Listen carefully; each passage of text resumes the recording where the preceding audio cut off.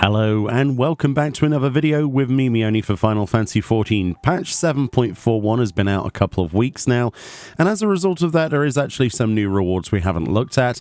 There are the housing items. So I've collected all of these. So effectively, there are 8 items in total. All of the housing items in 7.41 are from the new Oises planet through either cosmic fortunes or of course by spending your cosmo credits.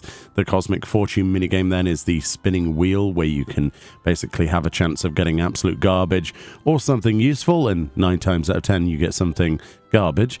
But there's also mounts on there and other things.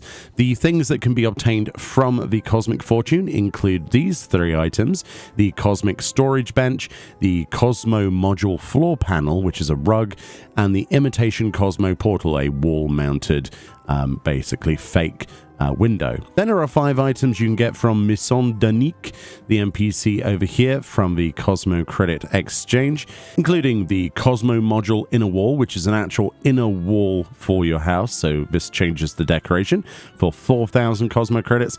We've got ourselves the Cosmo Module Flooring, also for 4,000 Cosmo Credits.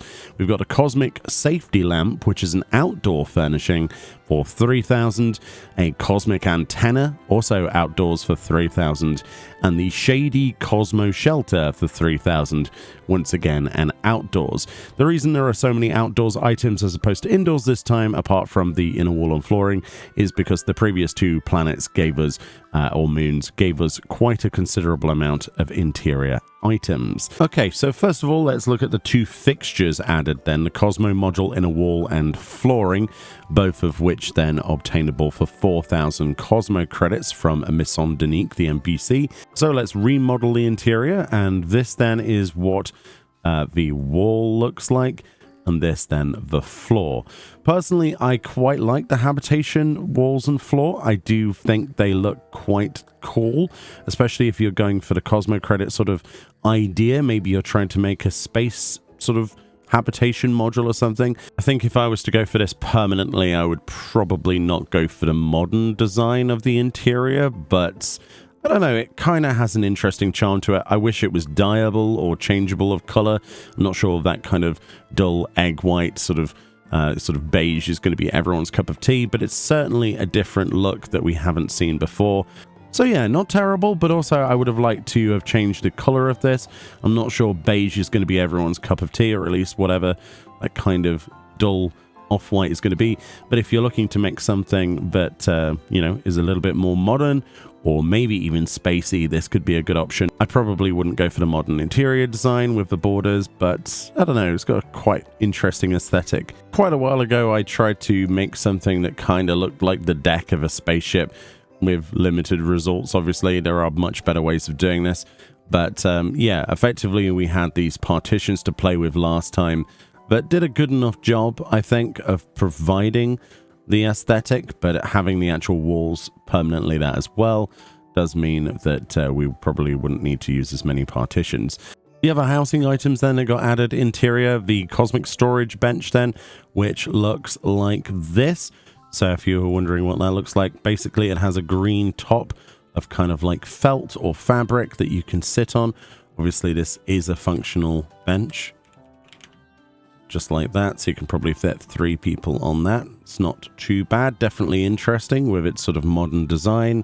Looks like something you could probably lie on, quite honestly. And to go with that bench, we've got the floor panel, which is a rug, which is incredibly useful actually if you wanted to have the aesthetic of having Cosmo panels on the floor to make like a metal area. Maybe you've got some kind of science fiction or metal interior. Maybe you're designing some kind of laboratory or something. This could be perfect flooring for that without having to replace the floor itself, right? So this is the interior floor. I've got some wooden boards here, but if I wanted to, I could create just a section of this. Of course, this is a fairly small square considering how much space this would have to fill within a, you know, large property space, or at least right now with the limited placement slots that we have until presumably the 7.5x series, where they promised us more slots. And then of course you could change the color of that panel as well, which is really nice if you wanted to get a certain aesthetic. you are not limited by colors, and most of them are pretty solid colors with that kind of scratched surface sort of texture of metal, which is quite nice as well. The other thing I like about this is that it makes the noise. So we've got the metal floor noise, which is probably standard, but I always appreciate it when you do have that. And of course with the bench, it's not actually the bench itself that changes color, it's the fabric on the top. So if you're wondering, which is quite useful if you want to match to things, but less useful if you want to match to the flooring, because the base of this is not going to change color.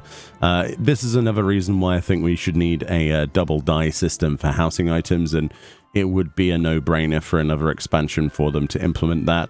I do think we need more flexibility, because these items would look great if you could change the secondary palette, which honestly takes up more of the palette than the main fabric here.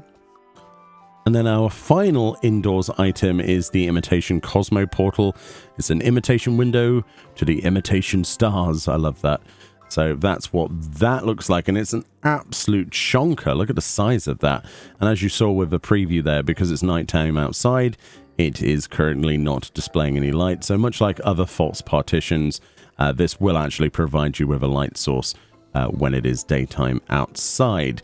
So it's not a bad thing, fairly freestanding. It is wall mounted, so there is the possibility of placement glitching this as well, with the age-old technique of using another partition and then simply turning off the grid placement and surface placement, dragging it off, and then cancelling and then moving the original item away. That's something that's been in the game for a very long time, but it's incredibly useful for housing, building, designing, that kind of thing.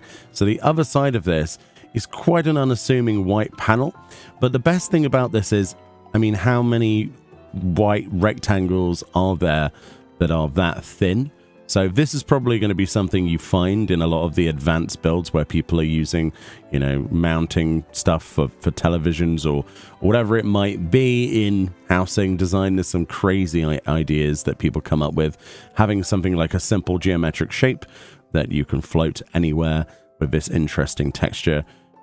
Yeah, it's actually quite cool, even though it is just an unassuming white rectangle. But yeah, if you wanted to put these on other places or make that part of your stuff, it's quite a nice panel indeed. I do like it. And of course, in terms of its dyeability, you can change the interior metal, the corrugated section, as opposed to the outside, which again, another reason why it would be nice to have double dyes for housing items, simply so that we could change the color of you know, the white framing there as well. On some items it's a greater need than others, like with the bench there, but pretty cool nonetheless, and allows you to change the color to whatever you want to match with other housing items, right? But I can see a lot of people using this for a variety of things, like making little shelters or, you know, science fiction style rooms, maybe even the interior of spaceships, that kind of thing. And there's what it looks like in the daytime as well, with the light passing through that.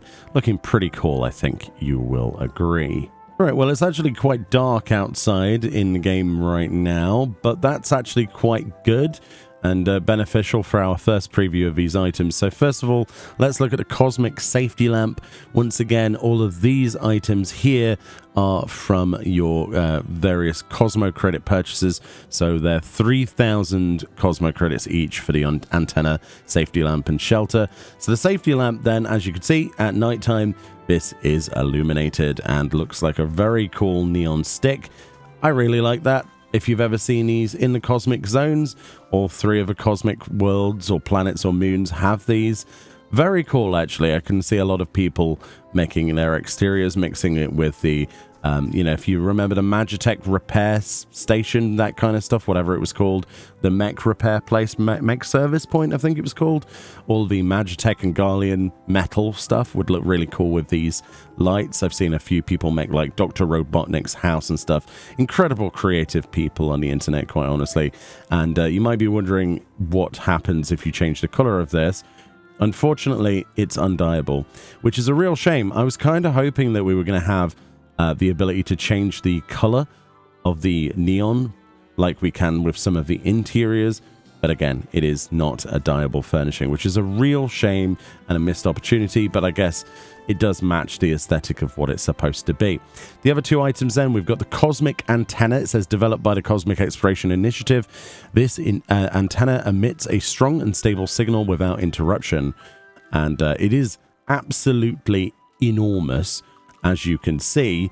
It's huge, actually. So when you only currently have 40 housing placement slots for the exterior of a large, and even less for, obviously, the smaller properties, this is a really, really cool sized item. And again, if you're looking to make something like Dr. Robotnik's house or a science fiction style exterior, we've got some nice neon bars down here. Look, that looks awesome with the RGB.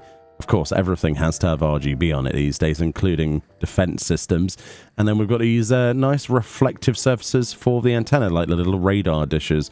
Really, really cool. I kind of wish that we could rotate it like this, like I'm doing in the housing placement thing. That would be cool to have this, or turrets that turn. But yeah, what a nice item. I really, really like this.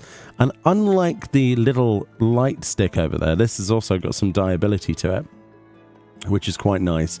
And the bit that changes color, yeah, it's actually the exterior. So if you wanted a dark battleship black sort of military exterior to this, or a nice red, this is going to look really cool, especially if you match it. Like, there you go. Instantly, we've got Dr. Robotnik's airly defense system. Look, that's pretty cool in that red. Yeah, looking really, really nice. But of course, you know, nice dyeability. It'd be cool if we could dye the individual segments, but you know, alas, we do not have a double dye system. It is a really cool sized item though, and I'm very pleased that it's as big as it is. We've seen these on the moon, and I believe they are the same size. So I personally am quite happy with that. Here is a smallest height Mikote for scale, which, I mean, it looks huge. Probably if you stood next to us as a Rugadin, you'd probably, you know, have a different tale to tell. And of course, there is collision detection with this as well. So if you wanted to jump on top of your antenna system, you totally could. Of course, you'd need a sort of modern or science fiction styled exterior, which I don't have at the moment. But it's very tempting. The more items they get added to the game with that aesthetic, the more tempted I get. And then lastly, then we have the bush shelter, as I call it, the Shady Cosmo shelter. It says, developed by the Cosmic Exploration Initiative, this roof structure protects against falling objects, as well as harmful strays of light, because of course, gamma radiation is definitely something that they've protected you against. So it is also enormous. This is a really, really great piece, especially if you're going for, again, like Dr. Robotnik's house or a science fiction complex with sort of like the Magitech repair station, that kind of thing. This would look absolutely perfect. On the interior of this sort of bush shelter type thing, we have got some RGB on the legs of it, which light up really nicely in the darkness, which is why we're also demonstrating it here.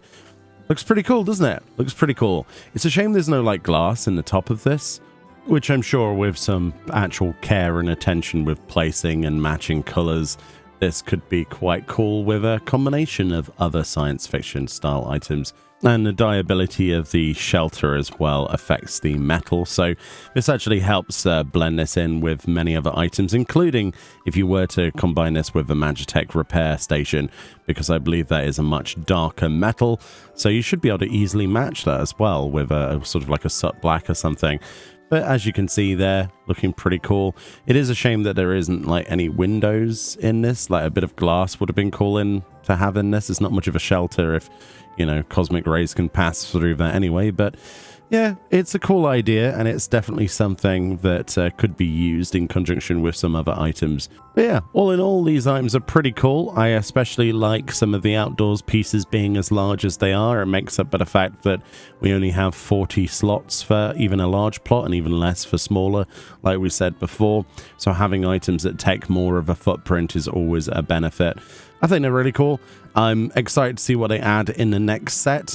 Personally, there are lots of structures and buildings and pieces that I would love to see. Some actual walls and things to make our own, you know, habitation modules. Maybe just an actual habitation module. Like, have something like this, but have one of the hab units that you build as part of a restoration of those buildings through the world level up fates. That would be really cool. But Anyway, we'll have to wait and see. Let me know if you're using any of these items. Have a fantastic day, and I'll see you all next time for more videos. Bye-bye.